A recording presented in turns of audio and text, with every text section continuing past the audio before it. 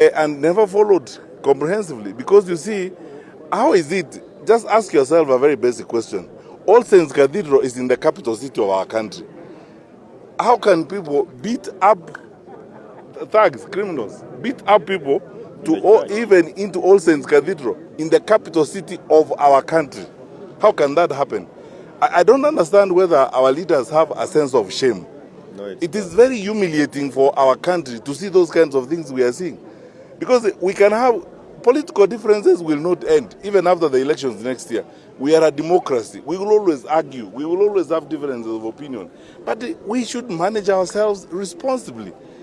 That is not the way to manage a country. Now we are scaring investors. We are scaring people who like to put resources in our country. How on earth are we going to generate employment if we don't manage these things? And you cannot tell me, I have been a minister of security, you cannot tell me that the elaborate security infrastructure we have in the country does not know what is going on. Somebody is looking the other way.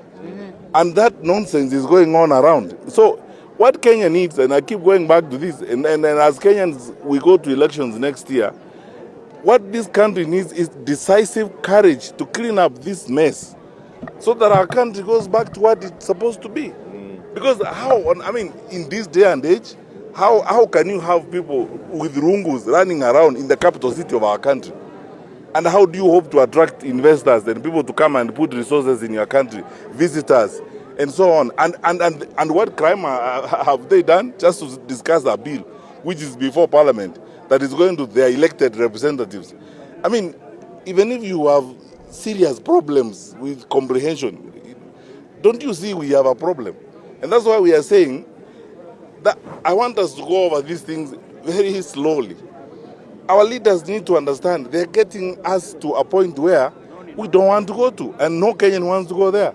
And there is no amount of political difference that will justify that kind of behavior. I mean, so what? You will have your own view, I'll have my own view, we are in different parties, and you are Kenyan, and you have a right to disagree.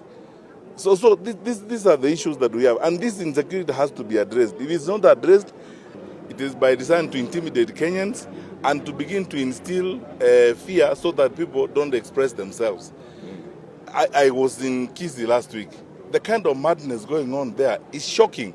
Elected leaders, an elected leader like an MCA, elected, is attacked by thugs in broad daylight. 7 days later, when I went to see him in Oslo, the county police commander had not been there. 7 days later, and all that is happening at the county headquarters.